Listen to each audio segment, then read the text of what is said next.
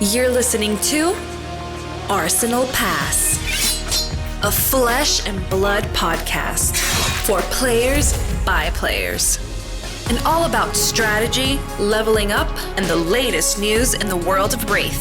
Welcome to Arsenal Pass. Hello and welcome back to episode 155 of Arsenal Pass. As always, Hayden Dow here with Brendan Patrick. Brendan, we've just returned from PT LA.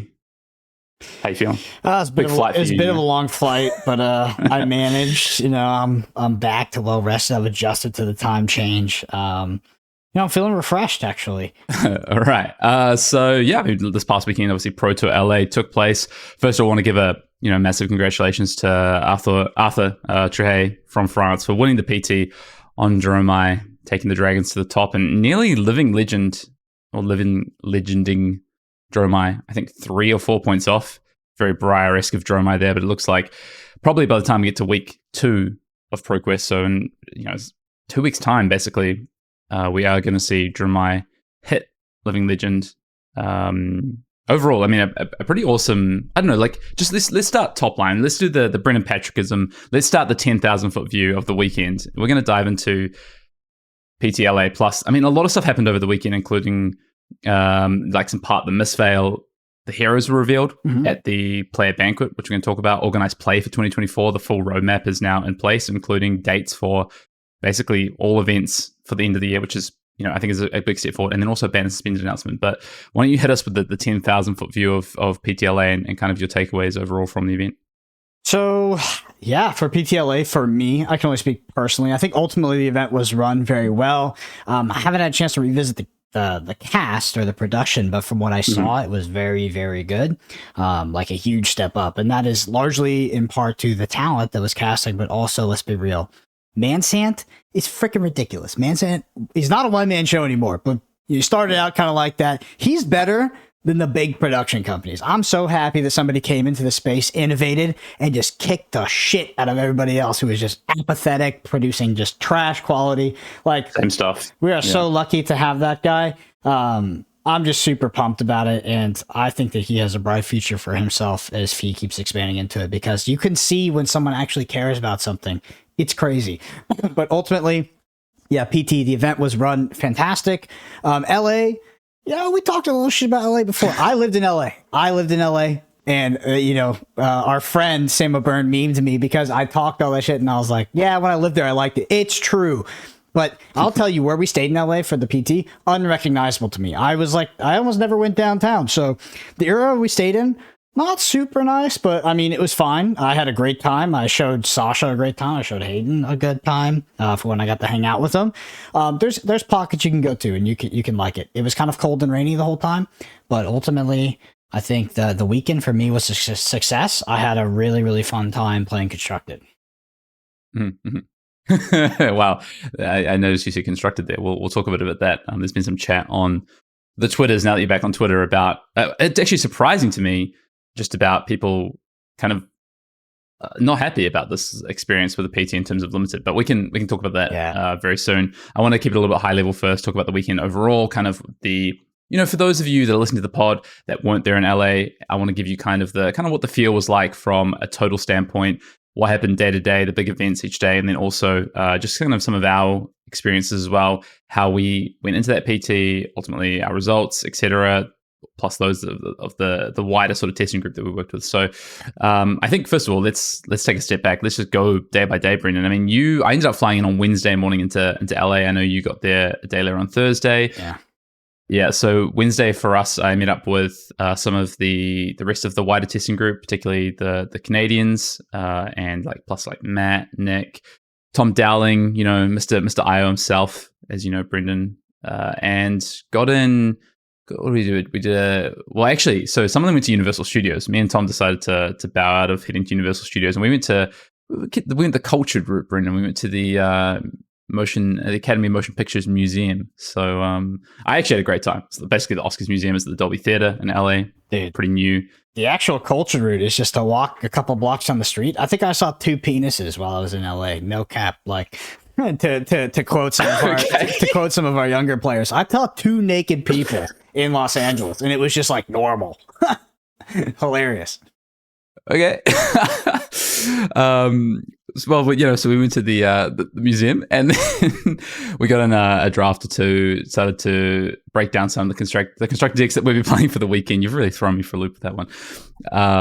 And in total, there's, for those that kind of don't know, there's about kind of 15 or 16 people in the wider testing group. I mean, the highlight for me was the king himself, Rob Seigel, returning to play Flesh and Blood back on the Pro Tour. Came and joined the group. It was awesome to see him. We had a few Europeans on the group. We had some Canadians, a couple of Americans, and then also some of the APAC region as well with myself, Matt, Nick, and Tom. So a bit of a diverse group. I think 15 or 16 in total, right? Right, Brendan? Yeah, it was probably the biggest testing group we've ever been a part of. It was very successful. In the end, the testing process was delightful. And I think we'll run it back again. All I can say is, we'll talk about the performance. The performance, and this is talking vicariously as well, because I'm not a part of that, but it was pretty impressive. It was pretty impressive. I'm really happy for everybody who was in the testing group, and especially for the people that were able to put up results on the back of that. Yeah, you should have seen Brendan on Saturday night talking to Zach Bunn. He really laid down the gauntlet for future Wolfpack results. Yeah, I paired against Roger Bodie, and Zach was sitting behind me. I was like, Zach, have you ever seen the Khabib Nurmagomedov meme where he's like, I'm a smash your boy? And I was like, I'm a smash your boy. I don't know if you've seen that, but I was saying that as I went into my round and proceeded to get absolutely destroyed. But yeah, the Wolfpack, I might have some insider information about the Wolfpack, but I think it's, I think they might be, we'll see where they go for the future. Well, they did win an event on the weekend. Michael Fing took out Battle Hardened, which is the Living Legend Battle Hardened, which this time, not 8 starvers in the top 8. We had quite a diverse range of heroes, including, things like Kano. A lot of Chain did perform well in that event. I think Chain was kind of the deck that people were talking about for Living Legend, but obviously it's a Battle Hardened, it's kind of the third event of the weekend, so maybe a little less focus on that event.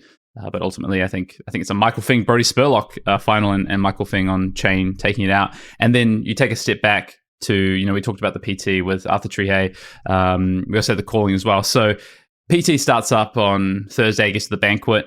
We actually head out we do some testing. Oh, the thing that we do actually on the Wednesday is that me and Tom, we go and play this Min-Max team event. I don't know if people had heard about this. Basically, the week before, Min-Max were they were riffing on the whole kind of team dynamic, the conversation that's going on Twitter, the banter that's being thrown around between all the teams.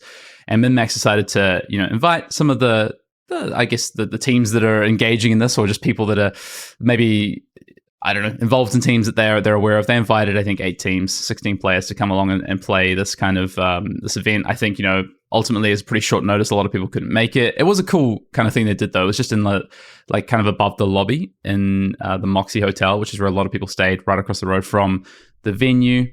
We get to play that. I played Reiner, which was great. Made it to the second round before losing out to one of the Wolfpack members, actually, Brendan. And I think ultimately, the card guys won it. So it was a cool event, though. Honestly, I think cool of Min-Max to last minute. They gave a box out to every person who played, plus there's a trophy and stuff. So they put on an event, which is great. Sweet. Yeah, I wasn't there. I was. You were not there. I was not there. I flew in Thursday night. This is my first. We talked about it before. My first in and out pro tour. You said till Monday, though, right? Yeah, I mean, I stayed till Monday morning just so I could chill. You left Sunday at basically 8, 9 p.m. So it's kind of the same thing, to be honest. In and out. And I think I would do another in and out if we went to LA again, to be honest. I don't think I would stay there beforehand. Okay. It's easy. It's easy for me. Okay, I'll say it. If nobody else says it. Downtown, kind of a shithole. Not gonna lie. It just is. Like I said, 2 penises in less than 3 days. That's a lot. It's even a lot for me. But if you're gonna host it, there's no reason to go to downtown LA. Just go to Fort Worth, Texas. Why not? Just nice area, central, except no. But you don't have to go to these big cities. Go somewhere else that has a nicer area around the venue. Maybe some people enjoyed it, but I mean, I don't know if you disagree with me that the area we stayed in was kind of dumpy, but I'm telling you, bro, I saw a lot of wieners. For me, actually, it's more about safety, to be honest, in that area. I know a lot of people that do business or work or have offices in that area, and they specifically don't stay in that area for safety concerns, I think. So someone tried to rob me for a taco. I was with Hayden at 2 a.m. getting tacos on the side of a street. Hayden crosses the street, leaves me, is taking a picture of something, and then like 8 dudes come over like, give me a taco. And I'm like, bro, they're Hayden's tacos. I can't give you these tacos. And I was getting just shakedown, and Hayden was nowhere to be found. He just walks across the street. He's like, what's up, mate? And I was like, oh, bro. It's all a happy ending. I got to eat my tacos and all as well. I had to defend them with my life, so you better have enjoyed them. I love hyperbole. Dude, you were not there. It was that they were getting aggressive. Fast forward to Thursday. We had to play a banquet in the evening. A lot of the group just testing, locking in lists on the Thursday. Great to be kind of in that environment over at the some of the other guys had apartments with sort of play space and tables, which is great. So just locking in lists, a lot of discussion. The guys, about half our group landed on KO, maybe even slightly more, maybe like 9 of the 16 or so. And so they all kind of sat around one table going through like sideboard plans, game plans, things like this. And then the other degenerates like myself who decided to play Dromai and Levia and Kasai were just kind of chilling out in the corner being like, we've got this. There's no stress. We don't even need to be discussing this. We've been locked in for a week and a half, 2 weeks. We're good to go. And then we hit to the player banquet for a short time. I think this player banquet was actually pretty good. What they did this time in past for the player banquets, if you haven't been to one before, they kind of have you like pack in like sardines to a smaller space in the past, unfortunately. And then they kind of like, they do food, and then eventually they have like the keynote speech from James, and that, you know, what else is kind of set up for, whether it be like new set kind of spoilers or other announcements, things like that. This time they actually did that first. So they got everyone in, like they opened the doors at like 5, and then at 6 p.m. sharp, James did the keynote speech along with other members of LSS to talk about basically, those things. So they did some previews for Part the Misfail, organized play, things like that. So I thought that was actually great. And then they kind of led into food, and then people could kind of just go about the rest of their evening. So we'll talk a little bit about, I guess, some of those things. Obviously, we're going to talk about Part the Misfail, but then we headed to team dinner, right, Brendan, which was honestly one of my favorite team dinners we've had. Cap Grill with fellow family member Rob Seigel. Okay, so TLDR, Rob works at the Cap Grill in Orlando, so he got us a hookup. We had a private room. They gave us a bunch of free appetizers, free desserts. They were super nice. So they really looked after us, yeah. Well, yeah, Rob took care of us, so it was nice. It was great team dinner, and good to get everyone together. Maybe we can try and throw the picture up. Why we should have used the picture, the team picture. That's what we should have used. Yeah. But that's up on Twitter if you haven't seen everyone that was involved in that group. So it was a great experience. And then kind of just heading off and getting sorted for the next day. Oh, actually, no, I remember what happened next, Brendan. Yeah. So we get back to our hotel, and I'm like to everyone, okay, come to Brendan, Sasha, Tom, and myself were staying at the same hotel, and we need to sort out some cards for the next day. Brendan needs some wizard cards, obviously. Sasha needed some cards for his KO deck. And I was like, okay, come bounce over to my room, and we'll sort it out. I get to my room, I open the door, and I'm like, man, the people next to me are having a rager of a party. Like, this is quite loud. And then like I look down, and there's like a club like 7 levels below me, like an outdoor like pool club. And I'm like, what is going on? The next minute, Brendan knocks on my door, and I'm like, he comes in, I'm like, dude, can you hear this? He's like, yeah, it's the same in my room as well. It was really loud. Like, there was no way I was gonna be able to sleep in that. It was pretty insane. 0%. I was looking out my window trying to look down, like, who the fuck? And I was pissed. I tried to call downstairs. Of course, it doesn't work, because you know, I don't know why the phone doesn't work, because the Moxie doesn't give a fuck. Like, they don't care. They know that nobody sleeps in that. They don't care at all. And I was like, oh crap. So I was like, Hayden, let's go down. We go down there. Pretty much full Karen on it. Bro, I start my sentence. I'm like, hey, the music's pretty, and the guy just looks at me, and I'm like, I'm not the first, am I? And he was like, nope. And I was like, all right. And we so like we're talking to them. We're like, we got to get a room change. So like, can you like refund us? We'll go somewhere else, whatever. And they're like, no. I was like, okay, just get the manager. The manager comes out, and I was like, we flew 30 hours to get. I just like laid on the bullshit. And next thing you know, he escorts me up to the new room, which is just on the other side of the hotel, basically away from the freaking club. And it's fine. And we both get a room change, luckily. We both got the hearing impaired rooms. That's how we got new rooms. They were all booked up, but there were 2 hearing impaired rooms, and we got those. It was I don't get it. Like, surely they've had basically they said to me, they're like, "Oh, well, this is a party hotel." And Yeah. I was like, how are they I was not aware of this. reviewed on Google? How are they not one? It was the most egregious thing I've ever heard in my life. By the way, we were on the other side of the building, and the like it was like Spanish music. I don't even know how to, but it was like that kind of music. And then after like one, so even though we switched rooms at one, it's the electro's like, I'm like, what the fuck? So I can even hear it on the other side. It was so bad, bro.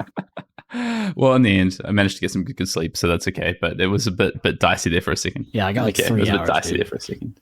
We got our rooms moved, but that was an interesting experience. Friday, PT kicks off. For those that don't know the format of the PT, if you haven't caught the coverage as well, 4 rounds of CC into 3 rounds of draft. So 1 draft on day 1, and then basically if you have a record of 4-3 or better, so maximum 3 losses, you get to head into day 2. I think honestly, as a group, like we started kind of bad. Like it was looking a little bit dicey. I think no one was from our, or maybe one. I think Matt was maybe the only undefeated from our group after the 4 rounds of CC. There was a bunch of us at 2-2. Basically, I get to my draft pod at 2-2, and it's Aaron Shantz is passing to me, and I'm passing to Nick Butcher. Like there's 3 of us in a row from the same group, like passing to each other. And there was quite a few of us at 2-2. I think you were 2-2 as well, right? After CC. I was very close to being 3-1, and you can only say that if you play Kano, but I was very close. I was cooking. I felt like I was playing really well, and a different day I could have been 3-1, but I was 2-2. And yeah, my pod was also stacked. Okay, just give me the cue when we're going to talk about the draft, because holy hell. We'll get to that. We'll talk about it. We'll talk about draft. I think a lot of this is the thing. We're at the PT, right? Like over the past 2 events, so Worlds and PTLA, have not gone well for me. I've been at the lower tables a reasonable amount of the time, and there is a lot of good players at those bottom tables, more than I kind of realized or expected. I think I looked around, and a lot of the pods at like 2-2 were pretty stacked. Like I looked around, I was like, I know these people. Like, these are calling winners, PT winners, PT top 8ers, calling top 8ers, national champions. It's kind of insane, honestly. But yeah, ultimately, I guess I think about like 9/10 of our group. Sorry, 9/10. About 9 of the 16 make day 2. I don't make day 2. Brennan, no, neither do you, unfortunately. We're Arsenal Pass don't make day 2. And then a few others. So I think all the Dromites from our group did not make day 2, unfortunately. So you land on Kano. Do you want to talk about, because the week before you were like, it's KO or Kano. It's KO. Phenomenal pick, to be honest. Would have played it 10 out of 10 times. Not the best environment for it, to be honest. Like these freaking KOs have Spell Void. Everybody's packed. Like it was ridiculous. But I don't know. I just felt like I unlocked that third eye that day, and I was just blasting. So I would 100% run back Kano. I kind of wish I ran back Kano in the calling, to be honest, but I just had a lot of stuff to do in terms of like talking to specific vendors and things like that. So I decided to chill. But yeah, I'm super happy with my pick, and that was some of the most fun I've had in like the past year playing card games, just playing Kano. It's good. Yeah, I mean, Kano's I think was a good choice for the PT, and ultimately gets second place at the calling as well, plus a PT top 8 for Kano, so it does put up some results. Yeah, so and then we head into day 2. I end up playing the calling. Brennan's taking care of some business things on the side, so doesn't play the calling. But we have a few of our group playing the calling, including like Matt Dilks, Evan from Florida's playing, Michael Jaska. You know Michael Jaska, Brennan. One of your favorites. The Leviah Coper himself, who doesn't play Leviah at the calling. He decides to swap off Leviah. I got to put Michael Jasker on blast, because he's just a weak person. Because I challenged him at dinner at the Cap Grill. I said, hey, let's flip a dice. If I win, you give me your Levia deck. Because he was talking about Kano for weeks. He was pinging me little messages. I was like, if I win the die roll, you give me that Levia deck. I've never played it in my life. I'll play it at the Pro Tour, and I'll give you my Kano deck. And he was like, nah, man, nah, dude, just a weak move, Michael. I would never do that as well. If I believed in the deck I was playing, I'd be like, no weak way, move, sir. Yes, her. I think he was like, it didn't work out too well for him.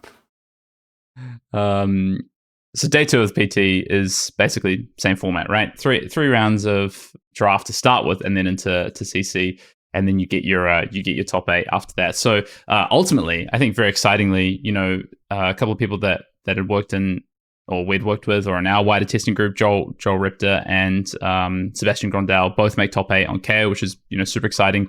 Both super deserving players and players that people might not be super familiar with, but Seb's been like a big time or long time player in the European scene. Calling top 8s. Won the, I don't remember back in the day.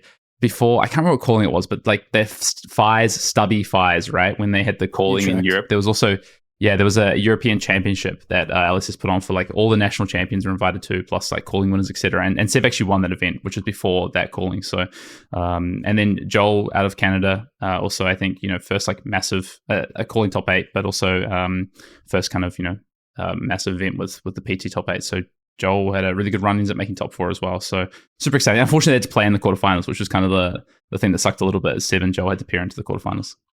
Yep. That's how it goes. It's how it goes. And, KO mirrors. Calling. I mean, I decided to run back Jeremiah in the calling. Look, I didn't make day 2. It's not your I think, bro. That's it. It's just... It was tough. It was tough. I think...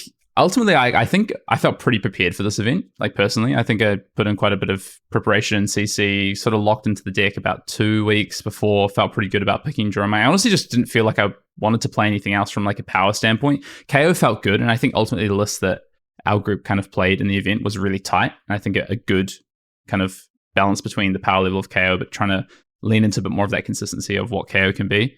But I felt like Jeremiah felt pretty well positioned, honestly. I mean, obviously wins the PT, but I felt, Guardian was kind of on the down slope. You don't have to worry about that too much. Warrior was kind of on the rise, which I think is, fairly good for you. You have a lot of KO, which I think KO is a good matchup for you. But I ended up playing in the calling. I played against 2 Azalea in the calling, actually.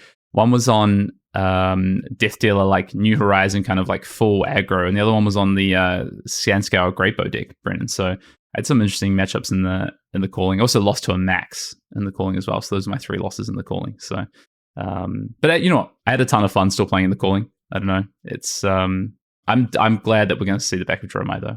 I didn't want to play Jeremiah, and I'm glad I don't have to worry about playing Jeremiah again. C'est Levi, as they say. That's Levi. C'est Levi. Exactly. So then also just want to shout out, calling day 2 rolls around at the same time as the PT top 8, and shout out to Matt Dilks for winning the PT. Also another player that was in the testing group from our side, winning the calling on Kasai was just awesome. I think he dropped 1 game all day. He went 12. He lost 12-1 to top 8. Yeah, in Swiss, right? Yeah, and he was my round 1 pairing, by the way. Round 1 CC pairing was Kano versus Kasai, me versus Dilks. In the PT, right? Yeah. Yeah. You cooked it. Yeah. You cooked calling champion Matt Dilks, and then you helped him win that calling by beating him in the PT, sending him to the calling. He did change a pretty significant card. He changed off of the... he went down from AB3 to AB2 with the chest and mixed Vigor tokens, and that chest is way harder to play against, in my opinion. You can get cooked from a higher life total, because AB2 instead of AB3, but as a Kano player, I don't like seeing that chest. Yep. Yeah, and then ultimately, he goes on to get his revenge against Caleb in the final, against Margin Bay in the final on Kano after the 1 loss in Swiss, and ends up taking the calling. So I think, I watched kind of like got glimpses of Matt's game through the top 8 and kind of the last round of Swiss and stuff, and he was playing really tight. Like Matt Dilks is a really good player. If you don't know Matt Dilks, he's a silent assassin, I like to call him. He's a man of few words, but Yeah. He uses his words. Yeah. He doesn't say shit. It's hilarious. I don't think he talked once during our match. The funniest story is Caleb sits down to play against Dilks and Swiss, and it's like he's very sick at the time. He's like, I don't feel well. I can't talk. And Dilks is just like, that was me visibly shaking my head, by the way, for audio listeners. Dilks does not talk. Yeah, you could see the disappointment in Dilks' face about not having a nice bantering match. So yeah, ultimately, I mean, and that top 8 as well, like a pretty stacked top 8. So if you haven't seen it already, the top 8 in the PT was 3. I'm trying to find. I've obviously accidentally closed my notes. 3 KOs, right? I believe it was 3 KOs, 1 Kano, 1 Jeremiah, 2. Is it 2 Dorinthia? Okay, I've got it here. Yeah, sorry. So it's 2 Dorinthia. A big showing for Dorinthia, which I want to talk about in a second. 4 KOs, 1 Jeremiah, and 1 Kano. And I think one of the craziest things, we have 8 countries represented in this top 8. ultimately 5 from the EU, 1 from South America, and 1 US, one Canadian player. So like a very diverse top 8 as well. And I think like who was picking 2 Dorinthia, a Kano, a Dromai, and then 4 KO in their top 8 splits? Like I don't think many people were predicting kind of this result. I think a lot of people were talking about Warrior, but they were kind of maybe 50-50 between Kasai and Dorinthia. Dorinthia ends up being the 3rd most played deck at the PT in the weekend. It's KO, Dromai, I don't think it's a surprise to anyone, and then Dorinthia, the 3rd most played, which I don't think a lot of people saw coming. Yeah, I think that top 8 is pretty close to the top 8 that I predicted, except the Dorinthias. I had Kasai in there for that. Oh, we can go back and check. Yeah. Somebody quote me. They'd be like, no, you said 5 Reinars. What? I definitely was off, I think. I thought Victor was going to be in there. Victor actually had a pretty strong day 1 performance. The Blue Pitch guys, a few of them bought Victor, plus a few other players and put up reasonable performances. I know Xing was like near the top at day 1. I think ultimately finishes like top 24 or top 32 or something. Victor makes top 8 at the calling in the hands of Dennis Zhang. So it wasn't like it wasn't around. I just think it kind of maybe dropped off compared to expectations. And ultimately, I mean, this PT top 8 like is actually pretty stacked as well. I mean, you've got Max Klein, who also top 8'd in Baltimore, making the finals, all the way to the finals against Arthur Trier. You've got Daniel Correas from Spain, who's like, on Sunflower Samurais, who's had other big performances as well. Sebastian Grandaz, I talked about before. Pete Ward, who's been around the scene out of the UK as well. Let me tell this fucking story. Pete Ward has been living in a Cambodian casino for the past like month or 2, has played 0 games of Flesh and Blood. Yeah, I think he did 2 drafts the day before. That's kind of insane. That is an epic story. What? It's so funny, man. So funny. Oh. Yeah, finishes 2nd in Swiss. I think he did 2 drafts the day before, he said. So it just shows kind of the prowess of Pete as just a natural Flesh and Blood player, which is just pretty exciting, to be honest. It's pretty awesome. Or maybe just the transferability of Cambodian casino skills to Flesh and Blood. Could be very true. Very true. All right, what do you want to talk about ultimately, I think, can we talk quickly before we talk about draft about just the coverage? If you haven't seen the coverage, I've watched back some of the coverage, Brendan. This is the best coverage we've had for PT. So I think it starts with kind of the format of how the coverage team ran this. One of the things I thought was a massive upgrade is the blog. If you haven't seen the Pro Tour LA blog, so the written coverage, it's super detailed. There's like interviews in there. I think this is probably the best. I think ultimately, often what we've seen with these kind of events is that the blog is kind of just like a recap of like the end of the day, or like, oh, here you can see standings, etc. Every kind of round throughout each of the events, the side events happening, there's like some great stuff like the country breakdown and the players registered from it and the best records and, like deck conversion and interviews of players, like draft recaps of the players and drafts, and you can see their picks, things like this. Like it's insane. Like I think this is probably some of the best written coverage we've seen. And then paired with the audio visual coverage, I think is also fantastic in terms of, I think Uber brings a lot to that group. Obviously, he's a world-renowned caster in other games. He's like A++ level, right? Like he's at the top of his game. And to have him come in and do that with the likes of, the Summer Burn and Punkage and stuff like that, I just think they did such a great job. And like you said, right, production values from what Ethan and the team did just also took it to another level. The kind of like, I don't know if you saw this, but like the cuts, like they timed the cuts to see someone's hand at the right time, just as it became relevant for the coverage to talk about it. That's all. They cut back. Yeah, like that's insane. He's like, they've got, Ethan there round after round, like making these kind of production decisions, these editing decisions on the fly. It was fantastic. Yeah, we could have that, or we could pay a massive lump sum to one of these big tournament organizers to put us on a Magic retrofit production. Yeah, it's pretty clear who's going to get the gig for the future, in my opinion. Yeah, they crushed it. Savage Feast cast it. And then I think from an organization standpoint, Star City Games, I think this has been one of the best organized PTs by far. Like I think Star City Games just do such a good job. I mean, those mics were getting a little bit wild. I don't know if you remember day 1 draft. Oh, that was weird. Basically, we're drafting, and they're calling out the draft, and someone gets on like a secondary or tertiary mic and just starts making like, I don't know. They start making like throat sounds consistently. I assumed what happened was that was a different PA system, and somewhere else in like the convention center had like somehow gone onto that and was like, I don't know what was happening. It was weird though. I thought it was hilarious. It was pretty funny. But yeah, I just want to give those shout outs. Okay, so there's been some discourse on Twitter, which I only just saw in the past kind of 24 hours, which is like a lot of people saying they didn't love the draft experience at PTLA for one reason or another. People saying, I think harkening back to just kind of, do we need dual format events? People just not liking limited in general, which I'm happy to have that discussion as well. But then also some really clear call outs about, like pack distribution. Someone told me they had like a pack with like a common distribution that can't happen. So there was like 3 of a class card, which in this format it's 2-2-1. People saying, they had like 6 class commons, things like this. My kind of like first reply to this was, did people call judges? Like if they saw something wrong with the packs? But I did. My pod did. Ultimate. We had 16 packs, 2 16 card packs. Yeah. And what happened? Oh, we got new ones, but the distribution was still bologna sandwich. Okay, so you had some issues with distribution, because this is what people are saying. Is like, I did not have issues with distribution. The warrior decks were ridiculous. There was 4 warriors, and they all had tier 1 decks, which could be copium. It could be copium. And that can happen. Yeah, don't blast me and be like, I don't care. I'm not going to go to court saying that this happened or it didn't happen. I'll say, though, anecdotally, I was pretty freaking surprised about how powerful some of these warrior decks were, with 4 of the pod being warrior.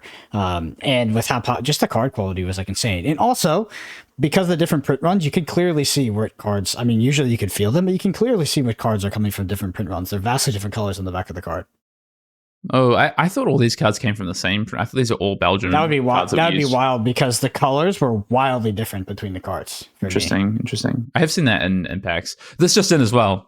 2 minutes ago, Brian Gottlieb, Brian G Fab tweets, I personally would simply get better at limited. That is Brian's solution to everything.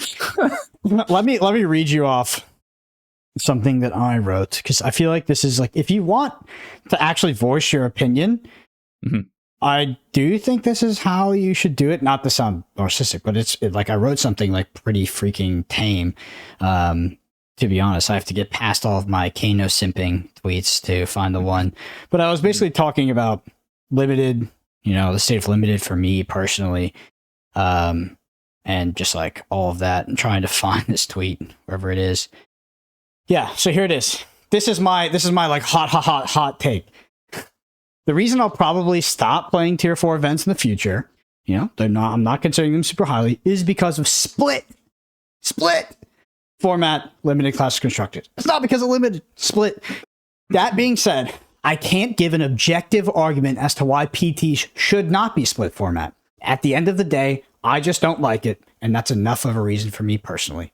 P.S. Playing Kano this past weekend was some of the most fun I've had playing card games all year. That's my opinion. And like when I see Brian, he's obviously subtweeting a lot of other people, but he's like, limited isn't going anywhere, and plenty of people like it, despite all the trust me, bro, I hate limited people. Not what I'm saying. I just think that the split format thing is just, I just personally, man, I just don't like it, and that's okay. I can have an opinion. I cannot like something. I really don't have fun playing split format events. In my opinion, I know we're kicking the can a little bit far. I think that there should be a limited Pro Tour and a constructed Pro Tour. If Flesh and Blood is so confident in its limited format, and so confident that players actually enjoy it and that it's good, why not a limited Pro Tour? Matt Rogers recently responds to me because I said exactly that, and he said, yeah, I also wouldn't mind this, but feel that limited PT would get considerably less viewers, so that may be too big of a downside. Mm-hmm. Why are you holding us hostage? Like, you hold us hostage to a dual format, split format event. We have to copy and follow Magic the Gathering. Like, why don't we trailblaze our own thing? Why not a limited and a constructed PT? And if you're confident in your limited format, should get the same amount of players, should get the same amount of viewership. Like, we all know that limited viewership during a PT already tanks, but it just kind of feels like, honestly, when I play some of these PTs, it feels like I'm being held hostage for the limited event. I don't want to, it's not that I would play both. If there was a limited and a constructed PT, I would play both. I really would. I just don't like the fucking dual format. And yeah, that's just my opinion, man. It's so hard to understand. I think what I'm struggling with is like, you're saying, I don't like the split format, which is fine, fair enough. But why? I don't know. I just because I feel like I put more effort into one than the other. To be honest, at this point in the game's life cycle, I genuinely don't like Flesh and Blood Draft. I think there's serious problems with it. We can talk about the forcing. We can talk about pack collation. We can talk about gameplay. I don't like it. Doesn't mean I wouldn't like it in the future. I came into Flesh and Blood loving limited, being a specialist in limited. This whole entire fucking podcast was supposed to be just a limited podcast. That's what Arsenal Pass was supposed to be. Changed, but that's what it's supposed to be. I love limited. Right now, I don't like it. And I would like the option to potentially not play it. And I'm not, you can make the argument. Most skill testing, you need to test both. You test the skill of players, you need both format. Sure, I'm not going to say that a single constructed has a higher competitive integrity than a dual format. I just don't like competing in dual format events, and it feels like I come in there working really hard on my CC deck or really enjoying CC, and then I got to suffer through this limited experience. And I don't like the limited experience right now. I don't like that so somebody mentioned that they mentioned this to Brian Gottlieb, and apparently it doesn't work, but I kind of wish you would cap the deck sizes. I don't like that because it really punishes you for switching at all now, because everybody is playing over 30 cards in like modern day Flesh and Blood for the most part. Even if you take a reasonable switch, like a reasonable pivot, because you've realized that, you know, your entire pod is forcing some class off pick one, it's like you still get super punished for not getting those like 2, 3, 4 extra playable cards. And I just really don't enjoy that aspect. I feel like Flesh and Blood Limited and pods are just a bunch of forcers complaining that other people can't read signals and can't force correctly. It's just like, yeah. I'm frustrated with it at this point, and I'm not saying it's a bad format. I'm not saying you shouldn't play it and you shouldn't enjoy it and that you're invalid because you enjoy it. I'm just saying that I don't. And I particularly don't enjoy the split. I just don't enjoy the split format. You can have an opinion. I think it's fine. You know, like I agree. Like there are some issues with Flesh and Blood Limited. It's not perfect, right? But I think the loud voices that get on there and say like, my pod didn't know how to draft. I did this and I sent the signal, etc. It's like, okay, so you didn't adjust and you didn't adapt. Like I don't know what to say to these people. Like I think Heavy Hitters kind of has the best draft experience because they have the ability to do any of these things. You have class cards, you have hybrid cards, you have generics. You can choose the way that you want to draft these. You can value cards differently. I mean, you can go and watch some of the top two, like the 2 pods drafting from this past PT, and you'll see 2 vastly different approaches to how people drafted this. You can go back and watch it from the callings as well. Like people have different views on how to draft this, but apparently every view that someone has is the correct view. It does my head in. Like some people are like, oh, I have the correct view. You should force in this format. You should stay open in this format. You should read the signals. You should send the signal. I have sort of like an opposite experience where it's like, because I don't enjoy limited, I feel like if I voice the current edition of limited, like at the PT, because I enjoy it, I feel like if I voice my opinion, like it's like I'm saying something that's like sacrilegious, like I'm not allowed to, almost. Like people get really angry at me. Like it's weird. And I don't know why that's such an issue, because they really get hung up on this idea that like a dual format is inherently more skill testing than a single format, and the Pro Tour must be a carbon copy of Magic the Gathering. We must follow suit in every single way, and this is the only way we can do Pro Tours. And you know what, for me, I don't think there's anything inherently wrong, like illogical with that argument or wrong. But at the end of the day, like I said in the post, it's like, I dislike it enough that it's enough for me personally. Like, okay, there's other things to do. There's other games to play. If you insist on doing these dual formats, and if I don't enjoy the draft format to an extent, or maybe it could be the constructed format. Maybe I love the draft format. I don't like the constructed format. If you insist on doing that, it might be enough for me not to play. And maybe that's irrelevant. Maybe it doesn't matter if I want to play or if I don't. But if you're going to ask me my opinion on draft, split format, the Pro Tours of Flesh and Blood in the current state, that is it. That's just how I feel. I wish they would do one constructed, one limited. Okay. I'm going to stop asking your opinion. Why? Well, I don't understand No, I'm kidding. But one thing about you cited Magic, right? As like split formats. I don't know if you watched Magic or played Magic, but Magic for the longest time was not split format. Yeah, it was I just feel solid like format. That was how they did it for a very long time. And I think the crazy thing though, right, is if you sit on the other side of this, and I said, I actually CC fundamentally have flaws of CC. It's a gem format. You know, there's no skill expression in how you arrive to the deck that you play, et cetera, et cetera. Why does CC have to be a part of these events? People would lose their shit at you. But as soon as people talk about limited, it's like, it's okay. For you to even like, because when you bring that up, it assumes that I'm on the other side of that, which I'm not. I'm not. No, I know you're not. Yeah, so I'm not on the other side of that. The anti-draft, that it's like not skill testing. I'm not saying that. I would just prefer if it was split. It was not split format, and that it was one and the other. But the reason why I make fun of Magic is because like Flesh and Blood is like part of their value prop is being antithetical to modern Magic. Yet they copy like a lot of the bad parts of Magic the Gathering, and that just kind of irks me, right? Like they copy the pro play system, but they don't add in like the additional incentives that made it a lot more sustainable. They are not copying the like what seems to be the split format, and I just like to poke fun at them for that. That's it. I don't think that there's a lot of validity in me poking fun at them, but I'm just like, I just want to believe that we can blaze our own trail, like if we wanted to do one limited, one constructed, like it's possible. But yeah, it's just, I think that a lot of the argument gets drowned out because you have these people screaming that they hate limited or they love limited or it has to be this and it has to be that. I just know for me personally as a player, and even though a lot of you listening are a captive audience and you can ask my opinion is that I would prefer a constructed Pro Tour and a limited Pro Tour. And guess what? I'd probably fucking play both.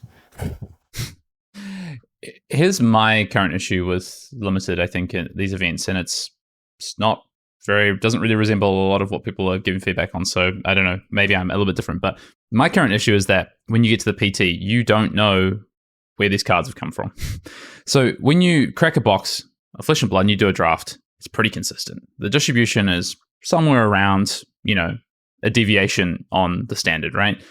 When you get to the PT, it seems to be we get repetitive. And again, this is anecdotal, right? I don't have this firsthand. This has not been my experience, but people talk about 20 blues and a thing and the 6 class cards and all this stuff. And I think that doesn't sound like a good experience, right? It isn't a good experience. Like, I think if that is true and all these things are happening, then there is human error involved in this part. And there's also some messing around with the kind of the boxes being used. Just crack a box for each draft pod, stamp those cards, pack them up, and that's the draft pod. Like, I don't understand why. And I can, like the fact that there was like every single draft, there was a call, multiple tables with hands up with problems with their packs. Like, what is going on? Like, there's clearly some human error in the way that these packs are being stamped and packed up. Like, fix that, address that. That, I think, fixes like half of the issues I'm seeing of people commenting on Twitter is around, the distribution, cards not being right, common things not being there, the packs being damaged, whatever it is. Fix the human error, and then you're just doing a draft like any normal draft with a booster box, except they're just stamped so that integrity reasons they can track it for the event. I think that's my biggest problem with what's happening in the limited side of it right now. And yeah, I get it. You have, your side of you don't like the split format. That's fine. I'm sure people feel that way as well. I don't particularly, personally, I would love to see some solo format PTs as well, because from a preparation standpoint, it's easier. It's, I have less time to spend on these events. So I would love that. But ultimately, I do also think dual format events are great showcases of the game and the current limited format. But the issues I'm seeing right now, a big chunk of them, aside from just like the classic dislike of limited and split format, is that there's issues with how packs are being done for these PT events. Yeah. I think what's hard about my point of view is I think it gets construed that I'm anti-limited. Yeah. And I'm not. I do currently not enjoy playing Flesh and Blood Limited, but that is very personal. And honestly, I don't voice that opinion as if it is anything valid or it holds any ground or that it's part of an argument.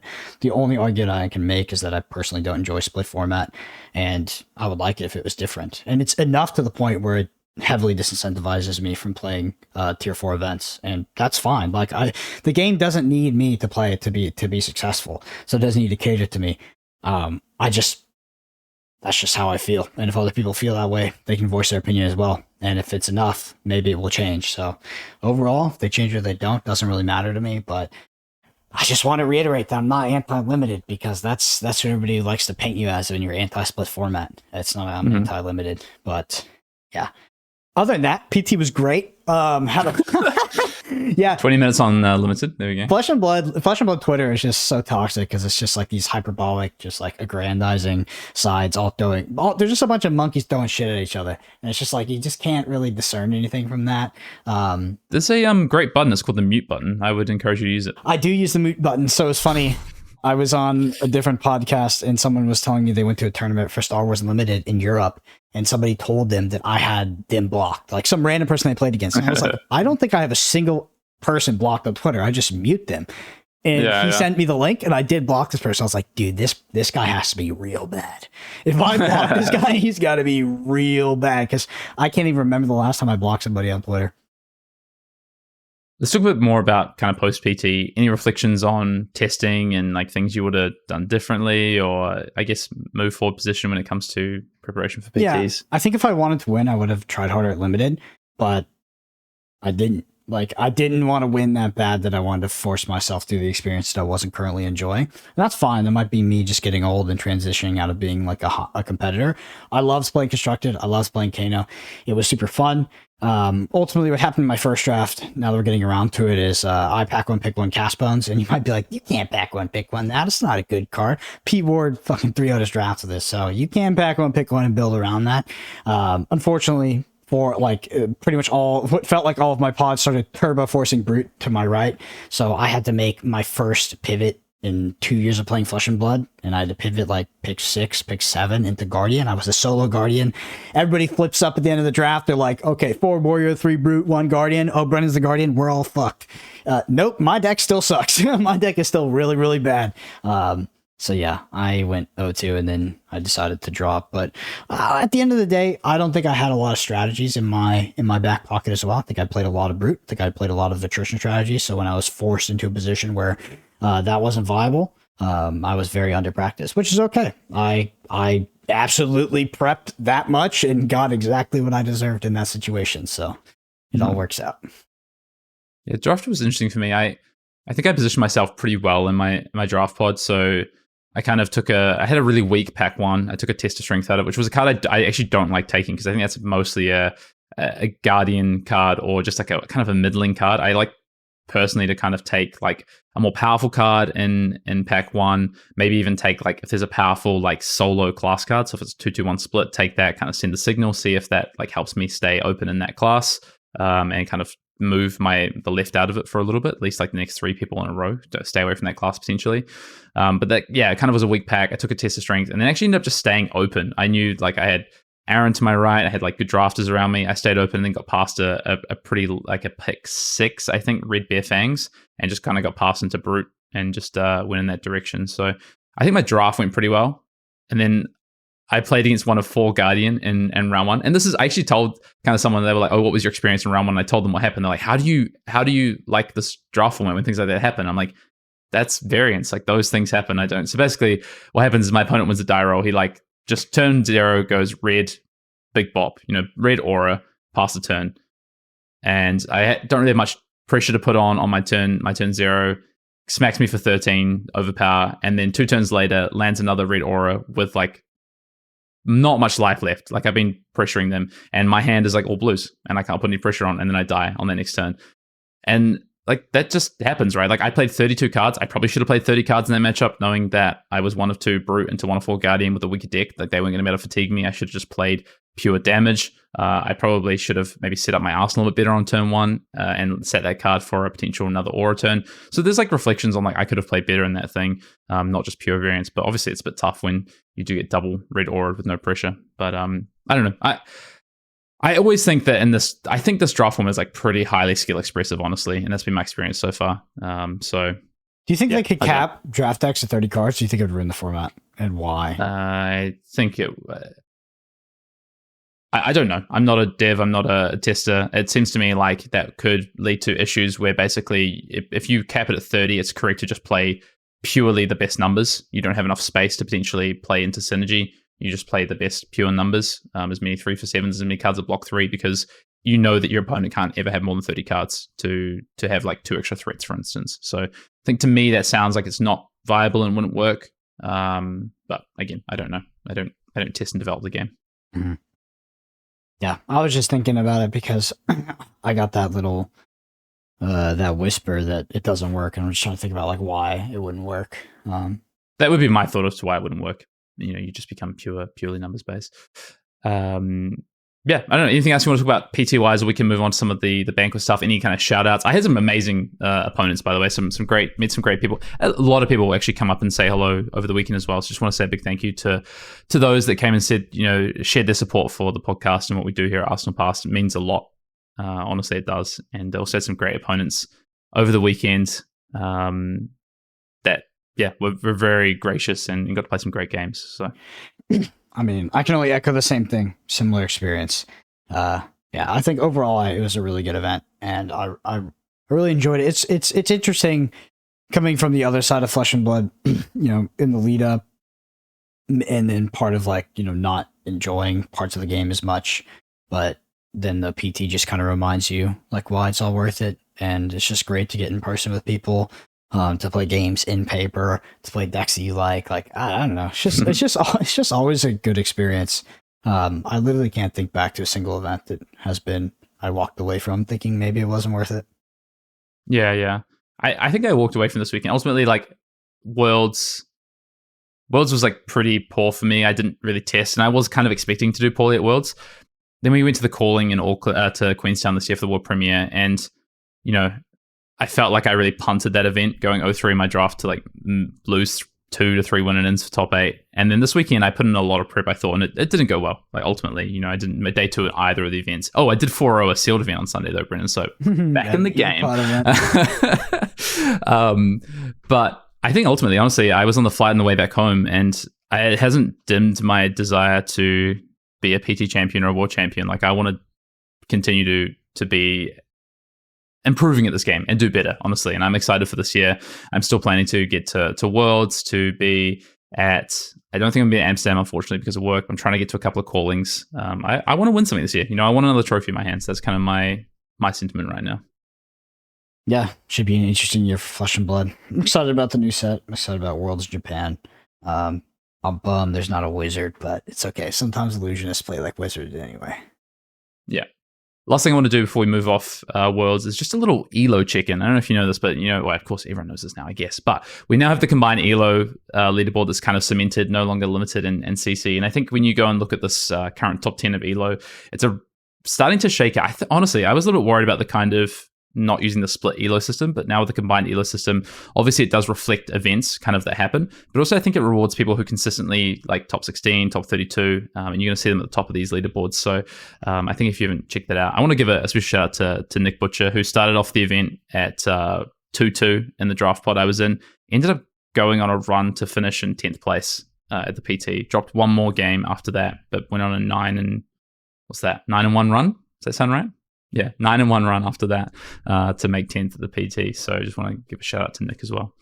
Playing Dory as well. Played Dawnblade Dory. Kind of stuck to his guns and was like, I'm just going to play this deck that I want to play. I've tested a lot. This is what I'm going to play. So shout out to Nick. That's the way to do it. Currently 6th in ELO as well. It's kind of what Arthur Trier, top in ELO right now. Makes sense after winning the PT. All right, there's some other things that were kind of discussed. Let's go to the ban and suspended announcement, because this is an interesting one. Crown of Seeds has been banned, and so is Berserk. Yep. The reason it makes sense, if you just read the article, it all makes sense. Basically, Berserk was limiting design, and Crown of Seeds. Well, I don't remember the reason on Crown of Seeds. What did they write exactly? Like, not exactly. They basically just, they're okay to have it in Living Legend, but they don't want that level of card and that kind of what that does to the game and interaction and the repetitiveness of that card being in Class Constructor, basically. So, I mean, yeah, the interesting thing is that, is this a kind of signal that we're soon to get another Earth talent? Maybe. I don't know. I don't know how long they develop out in the future, but maybe because they were hitting Berserk. You would assume the same thing with like Berserk because, that it's not broken with the current card pool, that we're getting another Brute soon. But this could be years out. I will say when I did see the Crown of Seeds announcement, first person that came to mind was Mr. Hayden Dale. He's got a nice gold Crown of Seeds on him. Do you know the funny thing? I was actually trying to sell that over the weekend. You should have sold it. Should have taken whatever people were offering me. That's fine. It'll be in Living Legend. The card's still really powerful. And then so Berserk also banned in Blitz for the exact same reasons, and no changes to Living Legend. Seems like a pretty healthy format, honestly, after the weekend. And we will see sort of the Living Legend checks continue to be as they are for ProQuest Amsterdam season. And with that, it looks like we'll see Dromai hit Living Legend in the next 3 weeks, basically. So sunsetting the Dragons. Organized Play 2024, just kind of quickly want to go through this as well. There's some massive announcements during the Banquet, the player reception, in terms of what to expect for the rest of the year. So we knew out to kind of Pro Tour Amsterdam time, but now August, we know that there's 3 Battle Hardens happening in South America and Europe and America. September, we've got the World Premiere for the next set, which will be the third set of the year in Tampa Bay. This is a calling as well as World Premiere. And there's also a calling in Sydney and calling in Lyon. So 3 callings in September. And then November, we go to the World Championships in Osaka, plus a calling in Portland, Oregon. And then December, there's a calling in Chicago as well. So a lot of events announced for the second half of the year, including the World Championships location. Going to Japan, Brendan. That's awesome. I think it looked like, although we were entering Japan from a Japanese print perspective, maybe it might be another year before we got events in Japan, but straight in with a calling and World Premiere this year, and then World Championships in November as well. I just want, if Chris Pierce listens to this podcast, I just want him to know that I had him read, bro. I went to the dinner in Barcelona, not Barcelona, in Baltimore, and I was like super excited for Worlds in Japan next year. And he was like, excuse me? I got it right. Yeah, I mean, it's exciting. Osaka as well, which is a very cool city. If people haven't been there before, it's a great spot. So I'm looking forward to it. Plus some callings to end out the year. You got your eyes set on anything? I think you'll be at Worlds, right, Brendan? What about anything else you got your eyes on? Nope, Worlds. Tampa Bay? No. No, I don't think so. I'm going to be very busy this year, but I'll try to make it to Worlds in Osaka. Like, I'll be much more busy than usual. So I'm going to try to make it to Worlds, and I'm trying to do a ideally 3-week trip out there, bro. Nice. That's a good place to be. Cool. Then lastly, Part the Misfell. At the player reception at the banquet, we did also get revealed the three of the heroes that we're going to see in Part the Misfell. So we saw Zen, Tamer of Purpose, the new Mystic Ninja hero. So Mystic is the new talent, the one new talent that's coming in the set. Zen is a Mystic Ninja hero. If you haven't seen Adult Hero, it has a once per turn instant. 3 blue icons, Brendan, which we don't know exactly what this means yet, right? Okay, the meme so the meme is James goes peak TCG design, and then Flesh and Blood designs lands. I'm not saying that's exactly how it is, but yeah, I mean, basically cards will pitch for this resource specifically. Like that's the meme. It's like this is like a pseudo land system. We still don't know, but yeah, I just thought it was. That's how it read to me, is that you have to pitch a blue to be able to do this, but not necessarily a blue, but like a specific blue, like a specific card. But who knows? Right. We haven't seen that yet. So you got Zen, and then so they all have this new kind of once per turn instant effect, which is to pitch something. I don't think you read the rest of Zen, by the way. Oh, yes, sorry. So once you've done that, you create a Crouching Tiger in your hand, search your deck for a card with combo, banish it, then shuffle. You may play it this turn. So it's kind of Katsu-esque a little bit, but obviously with this once per turn effect instead of the kind of on-hit effect. Yeah, that's a really powerful effect. So I'm assuming that making this is not going to be super easy because, like, let's say this costs a card, like a blue. That would be pretty good because you change a blue in your hand out for any card in your deck with combo. That's like a crazy tutor effect. So I'm assuming this would be harder to make than like 3 resources, 3 like a blue. Don't you think? Yeah. That'd be too powerful. You get the Crouching Tiger plus whatever card you want in your deck. That seems OP. So I'm assuming this is harder to make than just like pitching a blue. Yep. And then you've got Enigma, Ledger of Ancestry, Mystic Illusionist Hero. The cheers when the Illusionist Hero got revealed were insane, dude, at the banquet. Don't know if I had the same feeling, honestly. I'm kind of sick of Illusionist personally. And these all have 40 life, by the way. Enigma says your first Spectral Shield attack each turn costs 1 resource less to activate, and then has once per turn the 3 blue symbols. Create a spectral token with +1 attack counter. Also pretty powerful, right? So I kind of agree with you. You know, like it seems like it's not going to be super easy to activate these. Yep. Rest in peace, Kano. We've got Turbo Blue 40 Health Prism. It is what it looks like. And then we've got new Alluring Desire. Actually, maybe this got the biggest cheer. This is a Mystic Assassin hero and says your attacks with stealth get, when this chain link resolves, banish all action cards defending this. Instant 3 blue symbols. Look at the top card of the opposing hero's deck. If it's blue, you may banish it until end of turn. You may play blue cards from that hero's banish zone without paying their resource cost. This is the blue set, right? This is the Bluesionist, the blue set, whatever you want to call it. It's going to revolve around blues, right? So, we've had the Draconic set, the red set with Uprising. We've had the Prisms in the past with the yellow a little bit, but we're going to have basically, it looks like, I wouldn't be surprised to see something kind of similar to Uprising, but instead of those Draconic cards, you have these blue cards. It's going to be interesting, I think. Mystic cards. Yep. So the Assassin is obviously the coolest one. Not much else to say about that. Can't wait to tear asunder Macho Grande, my opposing Guardian opponent. It does look pretty cool. And then you pair into the red deck. I don't know. We've also seen a couple of cards, which is we've seen Big Blue Sky, which is a Mystic Defense reaction. It says this gets +1 defense for each blue card you've pitched this turn. It costs 0, defense for 2. And then you've seen Wide Blue Yonder, which is a Mystic Attack reaction. Defense for 2, costs 0, pitches for blue.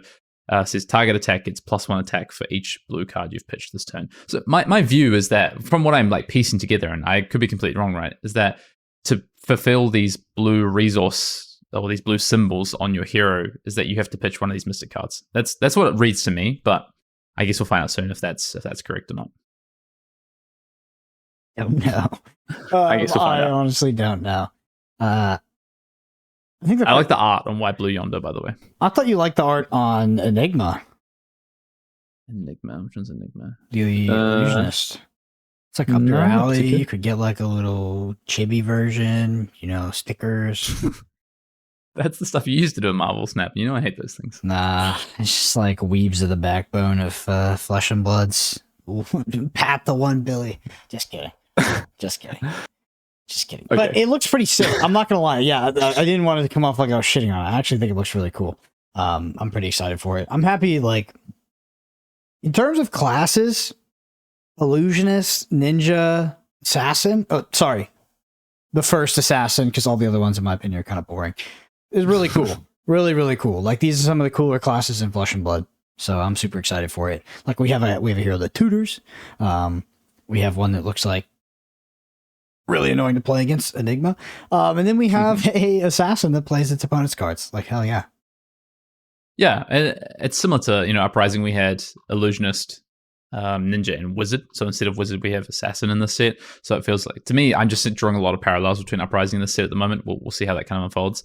But I think it's nice to go away from Guardian for a bit. I mean, I'm still waiting for Runeblade to return, dude. Like that, I actually am kind of missing Runeblade at this point. I'm missing Wizard. Runeblade, obviously. Well, you just had a set with Wizard. Which one? Uprising. That was a long time ago. What? I know. But we've had Wizard sooner than we've had a Runeblade. Just remember that. Yeah, but nobody likes Runeblades. It's not true. People love Runeblade. I like Runeblades. You know what? There's a Viserai in the top 8 of the Battle Hardened. That does look sick, bro. Skalata. Oh yeah, there was. That's what I was going to play if I could find the cards. I was going to play like Skalata, the new Sonata card, whatever it's called. Make Flesh and Blood fun again. No, I'm kidding. Relax, developers. But I would like to see some Skalata-esque fun shenanigans happen again. That was like, it's not Skalata. It's really Skalata plus Become the Arc Knight. Awesome. Yeah. Awesome. Infinite decision trees. Yeah, I like that. It is. It actually is. There's so much to decide on a turn. It's great. All right. That's kind of going to do it. Wrap up with PTLA. I mean, ultimately, I think I saw a few people say, best PT yet. And I don't disagree. Like, I think this PT from both kind of organizational standpoint, the top 8 was like fantastic. The level of games being played, the kind of, obviously the coverage and everything, like just this event overall was awesome. It was awesome to be a part of, despite, not necessarily having great results. I loved the weekend. Even if, as Brendan says, we're in downtown LA. It was fine. We got some good food. And I'm excited for where we go next. Kind of next events on the horizon, I guess, a ProQuest season, whatever we're up to, the Amsterdam ProQuest season, and then, of course, Nationals coming around pretty quickly. So super excited for that. Yep. Yeah, great time. Super interested to hear in the comments if anybody beat my record of seeing 2 naked people out in Los Angeles. I think I might have the world record there for the weekend. So let us know in the comments. Yeah, we appreciate you listening. Appreciate you joining us on this journey as we progress through Flesh and Blood Pro Play now. I remember not too many years ago, we were talking about the possibility of all these things that we now get to experience and live. And it is a blessing, if that's the right word. It's been really, really nice. So I really enjoy it. Thank you all so much. And if you want to support us, you can leave us a review on pod platforms, Apple Podcasts, or Spotify. YouTube, there's a video version of this at youtube.com/Arsenal Pass. Twitter's our Brendan APG, Finn_Dale. Special thank you to all the Arsenal Pass patrons. You help us do what we do, and we appreciate you endlessly. Thank you all so much for listening, and we'll see you next week.